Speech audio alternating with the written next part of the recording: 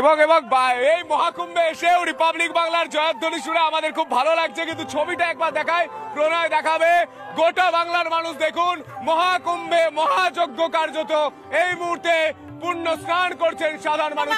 এবং বারবার করে সমস্ত প্রতিবেদন এখান থেকে তুলে ধরছি, এবং সেই কারণেই এখানে যারা এসেছেন তারা কিন্তু রিপাবলিক বাংলাকে ভালোবাসায় ভরিয়ে দিচ্ছেন, কেননা আমরা রিপাবলিক বাংলা, বাংলার একমাত্র চ্যানেল হিসেবে এখান থেকে লাগাতার সেই ছবিটা তুলে ধরছি, লাগাতার দেখাচ্ছি উত্তরপ্রদেশের এই প্রয়াগরাজ কি সুন্দর রানীর মতো সাজানো হয়েছে, এবং এখানে যারা আসছেন তারা কি বলছেন সেই ছবিটাও তুলে ধরছি। এবং সে কারণেই এত মানুষের ভালোবাসা। সন্তু তুমি থাকো আমাদের সঙ্গে।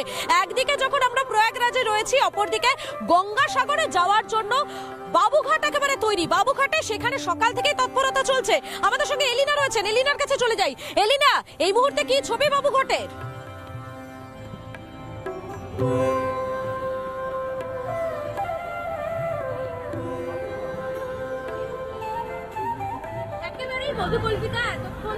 এবং তোমার সঙ্গে সেই ছবিটা দেখছিলাম, মহাকুম্ভের সেই ছবি, এবং এর সঙ্গে সঙ্গে আমি যেখানে রয়েছি বাবুঘাট, অর্থাৎ কলকাতার এই বাবুঘাটের আউটরাম ঘাট প্রতি বছরের মতো এবছরও কিন্তু সেজে উঠেছে, ফুলে ফুলে সেজে উঠেছে বাবুঘাট চত্বর। এবং এই মুহূর্তে প্রচুর পুণ্যার্থী, প্রচুর ভক্ত সমাগম ঘটেছে বাবুঘাটে, কারণ এখান থেকে তারা কয়েকদিন এই শিবিরে কাটিয়ে সরাসরি তারা পৌঁছবেন গঙ্গাসাগরে, সাগর সঙ্গমে মিলিত হওয়ার জন্য। আমি এই মুহূর্তে যেখানে রয়েছে তুমি দেখতেই পাচ্ছ যে কপিল মুনির আশ্রমের আকারে বিভিন্ন মন্দির এখানে তৈরি করা হয়েছে, অস্থায়ী যে মন্দির, সেই মন্দিরেই কিন্তু পুণ্যার্থীরা আসছেন। এখানে প্রচুর দেবদেবীদের মূর্তি রাখা হয়েছে, সকাল থেকে ভক্ত সমাগম চলছে, সাধু সন্তরা বিভিন্ন জায়গা থেকে এসেছেন এখানে, তারা কয়েকদিন এই শিবিরে থাকবেন এবং তারপর এখান থেকে তারা সাগরের উদ্দেশ্যে রওনা হবেন। এবং আমার ঠিক উল্টো দিকে আমি একটু ছবিটা দেখানোর জন্য বলবো, মোহিত রয়েছে আমার সঙ্গে, ভিডিও জার্নালিস্ট মোহিতকে একটু দেখানোর জন্য বলবো। তুমি দেখতে পাচ্ছ পরপর যে শিবিরগুলো রাখা হয়েছে, সেই সমস্ত শিবিরেই কিন্তু সাধু সন্তরা তারা নিজেদের মতো ঘাটি গেড়ে বসেছেন। নাগা সন্ন্যাসীরা এসেছেন, তারা নিজেদের মতন করে পুজো করছেন, অর্চনা করছেন, হোম করছেন, যজ্ঞ করছেন, অর্থাৎ একেবারে অন্য রকম পরিবেশ এই মুহূর্তে মধুকল্পিতা গোটা বাবুঘাট চত্বরে। এবং অবশ্যই তার সঙ্গে সঙ্গে নিরাপত্তার দিকটা না বললেই নয়, কলকাতা পুলিশের তরফে কিন্তু কড়াকড়ি করা হয়েছে নজরদারিতে, এবং প্রতিটি জায়গাতে প্রতিটি লাইট পোস্টে কিন্তু একটি করে সিসিটিভি লাগানো রয়েছে। সেই ছবি আরো একবার দেখাবো, প্রতিটি দিকে সিসিটিভির নজরদারি রয়েছে। তা একেবারে বোঝা যাচ্ছে বাবুঘাটে কিন্তু ব্যবস্থাপনা এই মুহূর্তে শুরু হয়ে গিয়েছে, সেখানেও কিন্তু প্রস্তুতি পর্বটা চলছে। যেমনটা আপনাদের বলছিলাম, এই যে প্রয়াগরাজে আমি রয়েছি, আমি এবং সন্তু, এই যে উত্তরপ্রদেশ সরকারের অর্থাৎ যোগী আদিত্যনাথের সরকারের যে বিষয় ব্যবস্থাপনা, সেই ব্যবস্থাপনাটা আরো একবার দেখাই। এই মুহূর্তে আমি যেখানটায় দাঁড়িয়ে রয়েছি, এটা হচ্ছে একটা সেক্টর শেষ হচ্ছে, এবং আমার ভিডিও জার্নালিস্ট অমিতকে বলবো একটু এগিয়ে আসার জন্য। এই জায়গাতে একটা সেক্টর, এবং আরো গুরুত্বপূর্ণভাবে এর ভেতরে আপনারা অনেক টোটো দেখতে পারবেন। যারা আসবেন প্রয়াগরাজে, যারা এই কুম্ভ মেলা চত্বরে আসবেন, তারা একটা সেক্টর থেকে অপর সেক্টরে যাওয়ার জন্য এই টোটো পরিষেবাও কিন্তু পেয়ে যাবেন, এবং এই টোটো পরিষেবা এই ভেতরেই রয়েছে।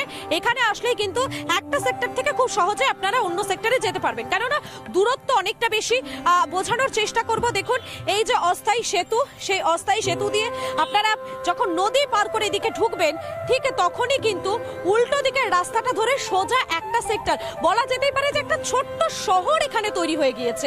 এখানে কুম্ভ মেলার গ্রাউন্ডে ছোট্ট ছোট্ট শহর, সেই ছোট্ট শহর তৈরি হয়ে গিয়েছে। সেদিকে আমি আরো একবার যাচ্ছি, আমার ভিডিও জার্নালিস্ট অমিত রয়েছেন আমার সঙ্গে, সেই দিকটা যাচ্ছে। এখানে ছোট্ট ছোট্ট শহর, এখানে তাঁবু রয়েছে, সেই তাঁবুতে তারা থাকছেন, তাদের খাওয়া দাওয়ার ব্যবস্থা, তাদের জন্য শৌচালয়, সমস্ত ব্যবস্থা কিন্তু এখানে রয়েছে।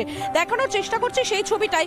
এবং এই যে সেক্টরগুলো রয়েছে, সেই সেক্টরগুলোর সামনে একটা বড় বড় করে গেট রয়েছে, সেই গেটের নাম লেখা রয়েছে, অর্থাৎ এই জায়গাটা ঠিক কোন খণ্ডের মধ্যে পড়ছে, কোন সেক্টরে পড়ছে, কি নাম দেওয়া হয়েছে, যাতে খুব সহজেই কেউ খুঁজে পেতে পারেন, কোনো যাতে সমস্যা না হয়, সেই কারণেই কিন্তু এই নামগুলোই বড় বড় গেটগুলো তৈরি করা হয়েছে, যে গেটগুলোর ফলে কিন্তু খুব সহজেই কেউ লোকেট, অর্থাৎ খুব সহজেই তারা বুঝে নিতে পারছেন এটা কোন জায়গা রয়েছেন এবং কোন জায়গায় তিনি বা তারা যেতে চাইছেন সে বিষয়টা।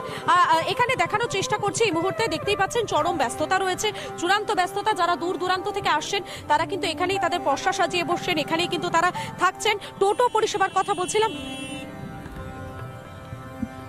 সেই টোটো পরিষেবা কিন্তু এই মুহূর্তে এখানে সবসময় এখানে থাকছে, অর্থাৎ সবসময় এখানে পাওয়া যাবে।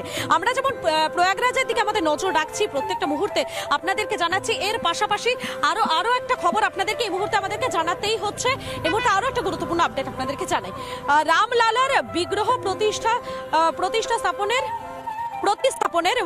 রামলালার বিগ্রহ প্রতিস্থাপনের বর্ষপূর্তি, আরো একবার জানাই আপনাদেরকে, রামলালার বিগ্রহ প্রতিস্থাপনের বর্ষপূর্তি, অযোধ্যায় বিশেষ অনুষ্ঠানের আয়োজন, প্রথম বর্ষপূর্তিতে অযোধ্যায় জনসমাগম। এই বিশেষ দিনে দেশবাসীকে শুভেচ্ছা জানিয়েছেন সোশ্যাল মিডিয়ায় শুভেচ্ছা প্রধানমন্ত্রী নরেন্দ্র মোদী।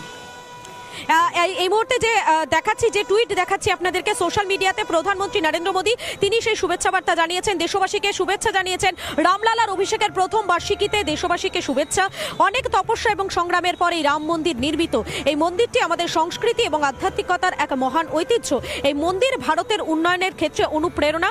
নরেন্দ্র মোদী প্রধানমন্ত্রী তিনি সোশ্যাল মিডিয়াতে লিখেছেন। আরও একবার জানাই আপনাদেরকে, রামলালার বিগ্রহ প্রতিস্থাপনের যে বর্ষপূর্তি, সেই বর্ষপূর্তি অযোধ্যায় বিশেষ অনুষ্ঠানের আয়োজন করা হয়েছে। প্রথম বর্ষপূর্তিতে অযোধ্যায় জনসমাগম। এই বিশেষ দিনে দেশবাসীকে শুভেচ্ছা জানিয়েছেন, সোশ্যাল মিডিয়ায় শুভেচ্ছা বার্তা পোস্ট করেছেন প্রধানমন্ত্রী নরেন্দ্র মোদী। রামলালার অভিষেকের প্রথম বার্ষিকী, দেশবাসীকে শুভেচ্ছা। অনেক তপস্যা এবং সংগ্রামের পর এই রাম মন্দির নির্মিত। এই মন্দিরটি আমাদের সংস্কৃতি এবং আধ্যাত্মিকতার এক মহান ঐতিহ্য।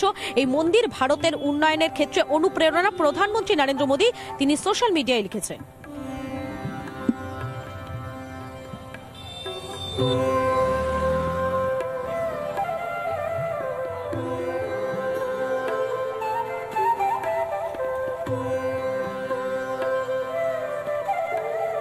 মহাকুম্ভে আগত কোটি কোটি ভক্তরা এবং সেই ভক্তদের সুরক্ষার ক্ষেত্রে দায়িত্ব রয়েছে উত্তরপ্রদেশ সরকারের, উত্তরপ্রদেশ পুলিশের। তাদের পক্ষ থেকে খোলা হয়েছে কন্ট্রোল রুম এবং সেখান থেকে দাঁড়িয়ে আমাদের প্রতিনিধি অর্থাৎ আমাদের সহকর্মী আমার সন্তু ঠিক কি প্রতিবেদন তুলে ধরেছেন একবার দেখাই আপনাদের।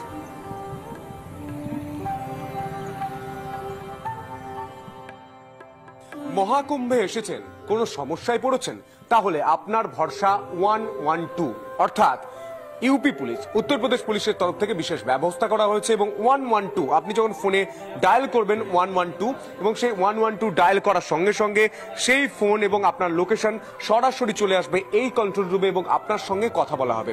যে কন্ট্রোল রুমে কাজটা চলছে সেই ছবিটা আপনারা দেখতে পাচ্ছেন এবং এখান থেকে তার যে অভিযোগ বা তার যে সমস্যা, সেই অভিযোগের কথা বা সমস্যার কথা শোনা হচ্ছে এবং তিনি যেখান থেকে ফোন করছেন সেইখানে কি কি বিপর্যয় মোকাবিলা বাহিনীর ব্যবস্থা রয়েছে, দমকল কি রয়েছে, পুলিশের গাড়ি কি রয়েছে, সমস্ত কিন্তু দেখানো হচ্ছে। আমি যিনি ফোন করছেন তার লোকেশনও কিন্তু লোকেট হচ্ছে এবং তার কাছাকাছি কে রয়েছে তাকে সঙ্গে সঙ্গে ওয়াকি টকি বা বিশেষ ব্যবস্থায় তাকে জানানো হচ্ছে নিজেকে সুরক্ষিত রাখতে। কোনো সমস্যায় পড়লে একটাই ত্রাতা, একটাই জায়গা, 112। ভিডিও জার্নালিস্ট প্রণয়ের সঙ্গে সন্তু, রিপাবলিক বাংলা, প্রয়াগরাজ।